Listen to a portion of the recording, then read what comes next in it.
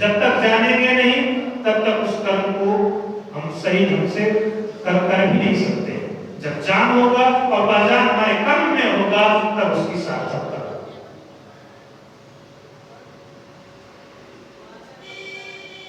हमारे भारत में आज आदरणीय माता जी की पुण्यतिथि है।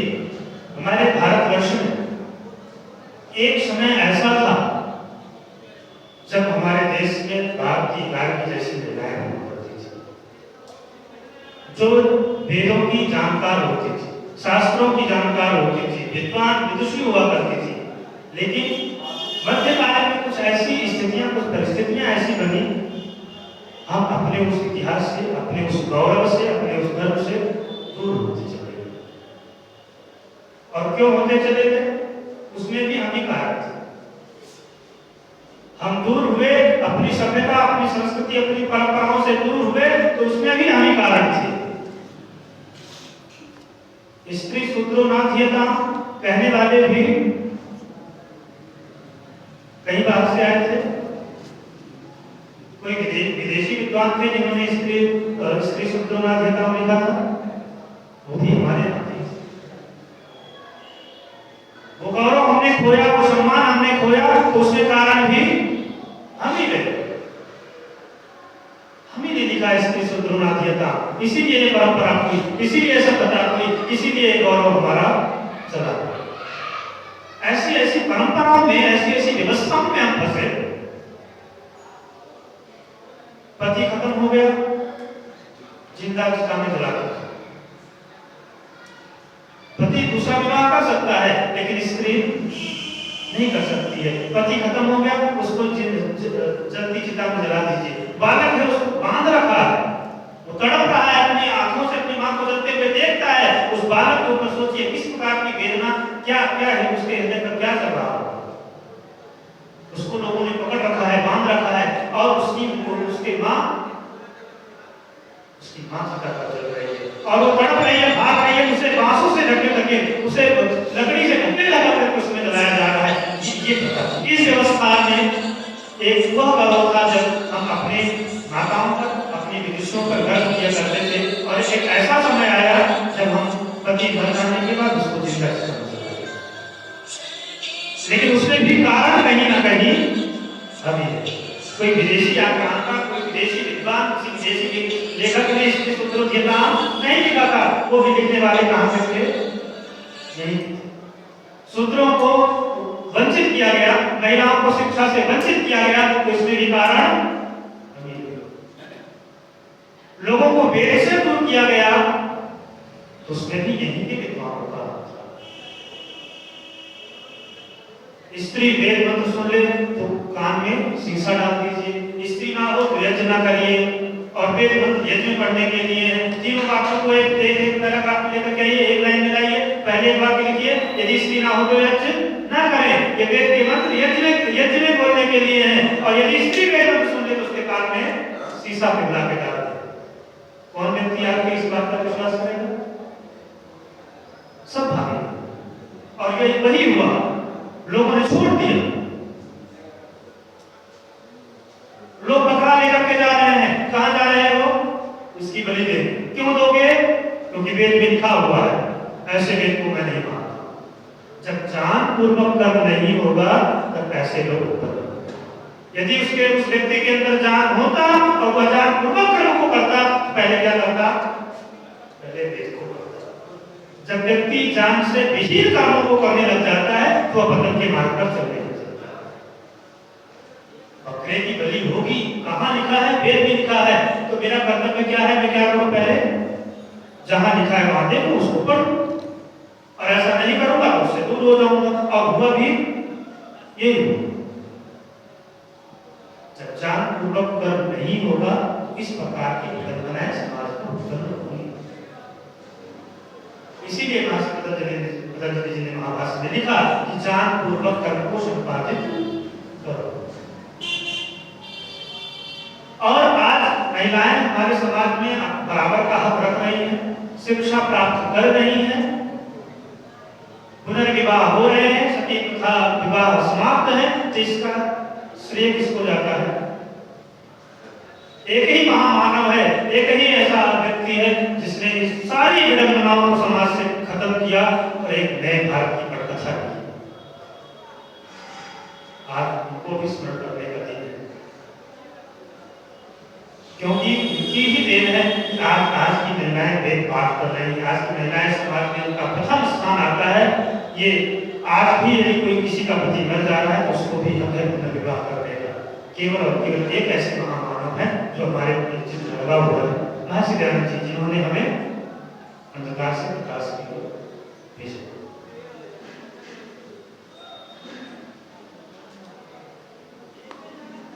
जब हम जिसके, मैंने उस दिन बात आपसे की थी कि हम जिसके समर्थक होते हैं, जिनके प्रशंसक होते हैं, उसी भावना वाले हो जाते हैं। तो यदि हम अपने इन महर्षियों के, इन ऋषियों के, भगवान कृष्ण के, भगवान राम के आपको अपना आदर्श मानेंगे तो हम इनकी भावना वाले हो जाएंगे। भगवान और इन लोगों ने कैसा कार्य किया? हमेशा अखंड राष्ट्र बनाने का कार्य किया, हमेशा समाज की लड़ाई लड़ी और अंतःकरण और अपने अध्यात्म और आध्यात्मिक जीवन को सबल करने के लिए क्या किया? संध्या। बालकांड में महर्षि वाल्मीकि लिखते हैं, क्या लिखते हैं? कौसल्या सुप्रजा राम पूर्वा संध्या प्रवर्तते उत्तिष्ठ नरशार्दूल कर्तव्यं दैवमान्धिकम्। कौसल्या सुप्रजा राम, हे कौसल्या के राम, पूर्वा संध्या प्रवर्तते, पहले क्या करना है? संध्योपासना करनी है। पहले कौन सा कर्म होगा? संध्योपासना होगा। उत्तिष्ठ नरशार्दूल, हे नरों में श्रेष्ठ, उठो, क्या करनी है? कर्तव्यं दैवमान्धिकम्, देवों को आहुतियां देनी है, देवों को भोजन कराना है। ये वाल्मीकि का है। और रामायण पढ़ते हैं, लेकिन ये श्लोक नहीं पढ़ते हैं क्या? ये भी तो रामायण में, बालकांड में हम सब पढ़ते हैं लेकिन करते नहीं। वाल्मीकि जी कहते हैं राम से, उत्तिष्ठ नरशार्दूल, हे नरों में श्रेष्ठ, उठ खड़े हो जाओ। करना क्या है? कर्तव्यं दैवमान्धिकम्, देवों को आहुतियां देनी है। पूर्वा संध्या प्रवर्तते, पहले कौन सा कर्म करना है? संध्या करनी है। हम पहले उठते ही कौन सा कर्म करते हैं? संध्या करते हैं क्या? यदि नहीं करते हैं तो हम राम को आदर्श मानते हैं? नहीं मानते।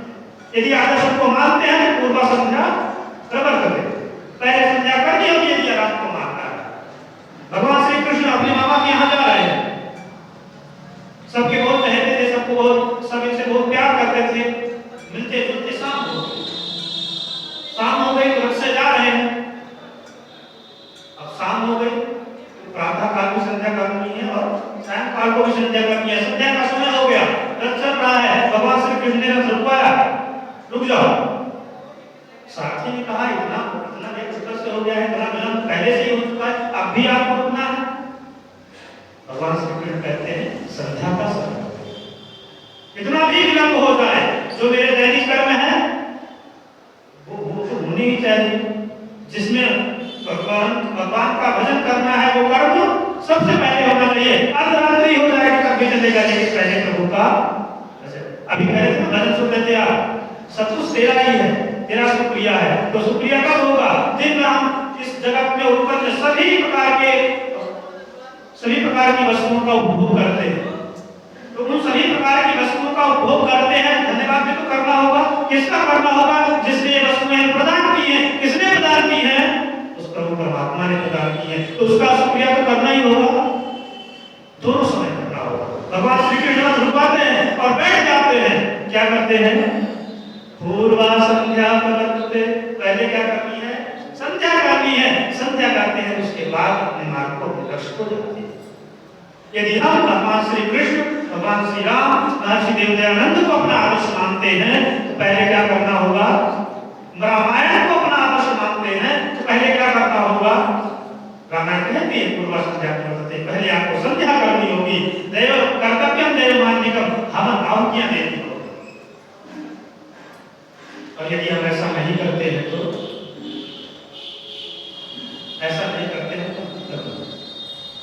हम अपना आध्यात्मिक पतन करते हैं।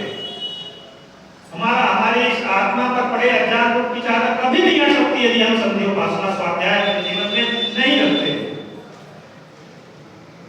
यदि रखते हैं तो हमारा आत्मिक उत्थान, और आत्मिक उत्थान होता है तो सुख आनंद कल्याण। जब अंतःकरण स्वच्छ होगा, अंतःकरण कोई भी निर्णय लेने में तुरंत आगे आकर के उस निर्णय को लेगा, मन बुद्धि सबको प्रेरित करता रहेगा। यदि अंतःकरण ही अज्ञान रूपी चादर ओढ़ लेगा तो मन बुद्धि और आपका कर्म वो जानपूर्वक कर्म हो ही नहीं पाएगा जब तक अंतःकरण स्वच्छ नहीं होगा। और वो होगा कैसे? वो अगर स्वच्छ करना है, अपनी आत्मा को सबल बनाना है, आध्यात्मिक रूप से मजबूत होना है, तो क्या करना होगा? महर्षि वाल्मीकि जी को मानना होगा। महर्षि वाल्मीकि जी की कहे कथनों को अपने जीवन में उतारना होगा। वो कहते हैं पूर्व संध्या करते, संध्या जोड़ती है, किससे जोड़े? संध्या का अर्थ है जोड़ना। वो किससे जोड़ेगी? एक चेतन वस्तु से मिलेगी। एक चेतन आत्मा कभी भी जड़ में ध्यान नहीं लगा सकती है, वो कभी जड़ में नहीं। आप सिद्धांत है, जो वस्तु जहां से उत्पन्न हुई है वहीं पर जाए, ठीक है? जब आप गिरा कर देखिए किधर जाएगा? समुद्र की तरफ हो जाएगा। अग्नि जला के देखिए कहां जाएगी? सूर्य की तरफ हो जाएगी। हर वस्तु जहां से उत्पन्न होती है वहीं पर जो कार्य है वो कहां जाकर के मिलेगा? अपने कारण में मिलेगा। जो वस्तु जहां से उत्पन्न होती है वो वस्तु वहां पर जाकर के मिलेगी। तो ये जो जीवात्मा चेतन जीवात्मा है वो कहां जाकर के मिलना है? जिसको कहां जाकर के मिलना है? चेतन। वह चेतन कौन है? तो संध्या का क्या करेगी? संध्या उस चेतन परमात्मा से हमको जोड़ेगी। हम योग करते हैं, संध्या करने बैठते हैं, योग का अर्थ ही है जोड़ना। और जब हम संध्या करते हैं उसको परमात्मा से जोड़ते हैं। और जब आत्मिक संबल आपका ठीक होता है तो आप हर एक कार्य, हर एक निर्णय लेने में सक्षम होते हैं। आपकी राष्ट्र प्रति प्रेम की भावना जागृत होती है, समाज के प्रति प्रेम की भावना जागती है। आप सामाजिक कार्यों में संलिप्त होते हैं। आप सभी प्रकार के उपकारकारी कर्म को करते हैं और जानपूर्वक करते हैं। जब जानपूर्वक कर्म होता है तो क्या होता है? कल्याण होता है, शुभ होता है, आनंद होता है। मैंने कल भी चर्चा की थी, मैंने आपसे चर्चा की थी कि सहृदय सामरस्यामवेद्वेषं गुणों में जब अंतःकरण स्वच्छ हो जाएगा, परमात्मा से मेल हो जाएगा तो स्वतः ही सहृदय हो जाएंगे, समान हृदय वाले हो जाएंगे। हम सब एक समान हृदय वाले हो जाएंगे। और कैसे? समाज से, लोगों से, प्राणियों से कैसा प्रेम हो जाएगा? अन्यों विहर्यत समझात निवात में। कल मैंने आपसे एक विषय पर चर्चा की थी, जैसे एक गाय अपने बछड़े को प्रेम करती है उस प्रकार से हम एक दूसरे से प्रेम कर रहे हैं। अनुपतः पितुः पुत्रः, पिता आपका, पुत्र आपका आज्ञाकारी हो जाएगा, माता में श्रद्धा रखने वाला हो जाएगा। लेकिन कब? जब आपका अंतःकरण शुद्ध होगा, परमात्मा से मिलने की शक्ति आपको हो जाएगी। चेतन, जब आप चेतन परमात्मा से संध्या में बैठ करके मिलने लग जाएंगे, पूर्वा संध्या प्रत्यय हो जाएगा, कर्तव्य मान्य हमारे जीवन में आ जाएगा तो सहृदय हो जाएगा। समझाती भावना की तरह प्रेम बैठ रहेगा समाज में, और यह मेरा समाज, मेरा राष्ट्र सुखमय हो जाएगा, मंगलमय हो जाएगा, कल्याणकारी हो जाएगा, कल्याण के मार्ग पर प्रशस्त हो जाएगा। और इसमें हम सबको जो भगवान श्री कृष्ण के, भगवान श्री राम के बताए बात है और जो उन्होंने किया उसको अपने जीवन में उतारना है। नहीं तो इस 9 दिन की कथा का कोई भी हमारे जीवन में यदि कोई भी एक बात, कोई भी एक सीख हमारे जीवन में यदि नहीं उतरती है तो ये 9 दिन यहाँ पर आकर के बैठना व्यर्थ है, हमारा बोलना व्यर्थ है। यदि एक भी सीख हमारे जीवन में, मेरे आचरण में आज नहीं होती है तो इस 9 दिन की कथा का, 9 दिन की कथा सार्थक नहीं होगी, व्यर्थ हो जाएगी। इसलिए भगवान श्री कृष्ण के, भगवान श्री राम के, महर्षि देवदयानंद के, सभी महापुरुषों के यहाँ पर कुछ न कुछ गुण यहाँ पर बताए गए हैं। उस गुण कर्म स्वभाव वाले हम यदि हो जाएं तो हमारा जीवन सफल हो जाए। भगवान महर्षि वाल्मीकि की ये यह श्लोक या वाक्य यदि मेरे जीवन में आचरित हो जाता है, पूर्वा संध्या करनी है, पहले संध्या करनी है। क्यों करनी है? क्योंकि मेरे आदर्श करते थे, मेरे भगवान करते थे, यदि वो करते थे तो हम उनके अनुयायी हैं, उनके भक्त हैं, उनके पुत्र हैं, उनकी संतानें हैं। अगर हम करते हैं तो हमारे पितर अमर होते हैं। अगर भगवान श्री कृष्ण को जिंदा रखना है, भगवान श्री राम को जिंदा रखना है, तो क्या करना होगा? जो उन्होंने किया है उसको करना होगा। उन्होंने क्या किया है? संध्या प्रवर्तते, उन्होंने पहले संध्या की है, उन्होंने पहले देवों को भोजन कराया है, और हम बिना देवों को भोजन कराए खा लेते हैं। हमारे आदर्श, हमारे भगवान ने पहले क्या किया था? उन्होंने दो देवों को खिलाया था। हमने खिलाया क्या? नहीं खिलाया। और यदि नहीं खिलाया तो हम उनको कैसा आदर्श मानते, कैसे उनके जय के नारे लगाते? यदि खिलाया तो हम उनके जय के नारे को लगाने के लिए सही है, हम उनके नाम का जयकारा लगा सकते हैं। और यदि नहीं किया है तो ये झूठ है, और इस झूठ के सहारे कोई भी जिंदा नहीं रह सकता। यदि भगवान श्री कृष्ण, भगवान श्री राम को जिंदा रखना है तो जो उन्होंने अपने जीवन में किया वो हमें भी करना होगा, तभी पिता लोग अमर हो जाते हैं। हम उनकी संतानें हैं, उन्होंने जो किया हमें भी वही करना चाहिए, जीवन में होता है। और उस कर्मों को करें, जानपूर्वक कर्मों को करें, ज्यादा सार्थकता होगी, ज्यादा सफलता जीवन में होगी, और हमारे भगवान श्री कृष्ण, हमारे भगवान श्री राम अमर होंगे, वो सदियों सदियों तक जिंदा रहेंगे। अगर ऐसा नहीं करेंगे तो जो जिनकी कीर्ति खत्म हो जाती है, लोग समाप्त हो जाते हैं। अगर उनके कर्मों को हम आगे बढ़ाएंगे तो हमारे आदर्श हमेशा जीवित रहेंगे। तो हम उनको जीवित रखने का कार्य करें। मेरा समय हो चुका है, मैं अपनी वाणी को यहीं पर विराम दूंगा।